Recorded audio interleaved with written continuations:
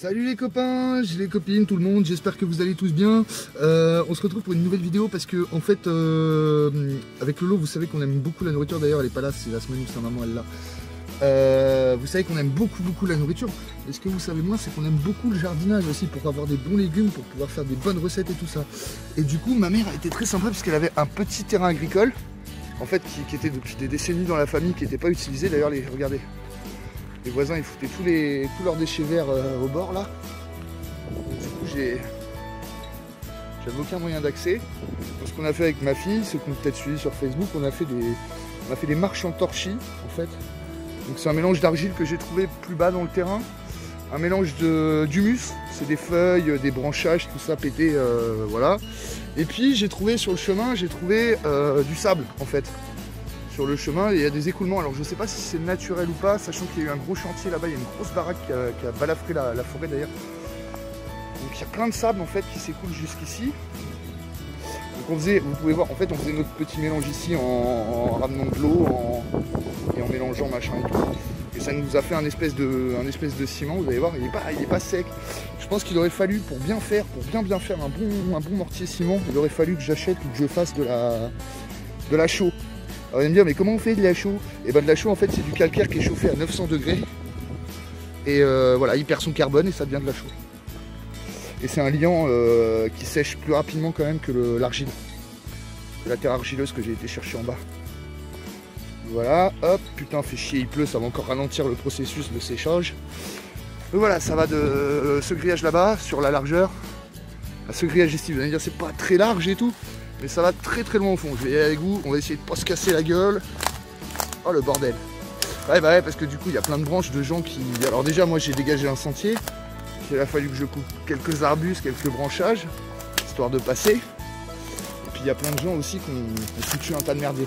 Alors toutes ces petites branches là, tous ces petits branchages là, c'est nickel, ça va me faire une belle chaume. Je pourrais les réunir en paquets en fait, en les attachant ensemble pour faire une toiture correcte si je veux faire un petit abri. Alors, voilà, avant c'était un verger en fait. Donc on peut voir qu'il reste encore un pommier là sous le tas de lierre là.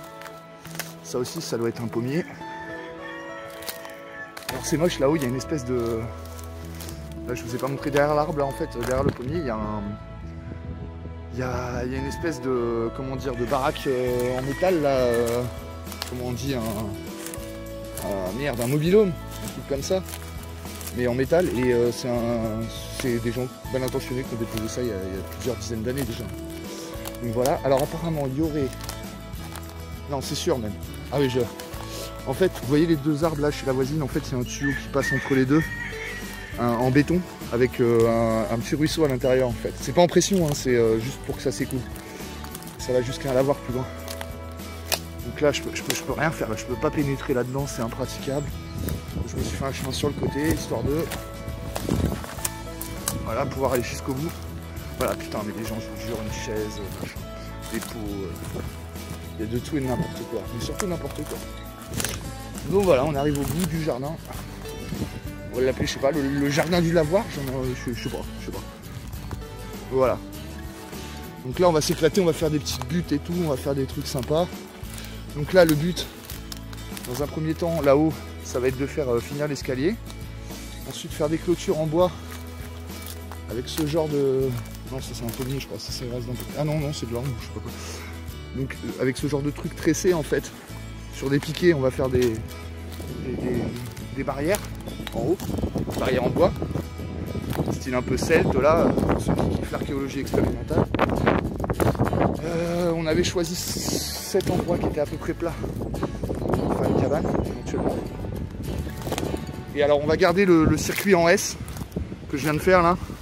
Et en fait, tous les espaces entre le sentier et dans les arrondis du S, tous les espaces, ça sera des fruitiers avec des buttes à pommes de terre, des choses comme ça. Et on me dit, ah mais les légumes, ça pousse pas au pied des arbres et tout. Si, certains légumes, ils se plaisent très bien en forêt. Les pommes de terre, ça marche bien. Les oignons, l'ail, enfin, il y a quelques trucs que j'ai essayé qui fonctionnaient. Pourquoi je viens là, moi? Putain, je me suis reculé la vie à faire un sentier. Voilà. Ah, un seau en métal. Ah merde, je l'ai trouvé. Ça aurait pu nous être utile pour le torchis. Donc voilà, voilà. Donc là le projet c'est de finir les escaliers, faire tout du long une barrière en haut style un peu celtique en bois. Il faudrait que je là-bas tout au bout sur 25 mètres, allez 20 mètres, il faudrait que je clôture aussi là-bas pour pouvoir y foutre des animaux. Les clôtures on les surmontera de noisetiers, de mûriers, de framboisiers, de choses qui grimpent un peu comme ça, qui font des belles clôtures. Petit bocage. Et puis bah malheureusement les arbres morts comme celui-là, là, on va devoir les virer. Et les espaces libérés par les arbres, ça sera des buts par la suite. Je vais utiliser le bois des troncs morts et tout ça machin pour mettre dans la butte de culture et refaire partir un cycle comme ça. Voilà. J'essaye de couper au minimum les arbres, mais bon, j'en ai besoin pour la construction, j'en ai besoin pour accéder, pour passer aussi. Donc voilà, j'essaye de prendre des arbres qui poussent très vite, style des ormes ou des jeunes acacias. Au début, alors on me dit ouais l'acacia ça pousse lentement et tout, mais au début ça pousse très rapidement. Alors, je prends des sections comme ça, tout pété quoi. Voilà. Donc voilà. Voilà le petit projet. Et puis éventuellement une petite cabane pour ranger les affaires et pour dormir ou quoi, ok, si on veut se mettre bien quoi. Alors c'est ici qu'on bosse en fait, c'est ici que je fais mes piquets, que je fais mes rondins, mes trucs et tout. Je vais vous montrer tiens dans le coffre le matériel que j'ai pour faire tout ça. Vous allez voir, c'est assez rudimentaire. J'ouvre mon coffre pour pas qu'on voit la plaque, je vous mets un peu l'écart. Donc on a une scie à main, voilà.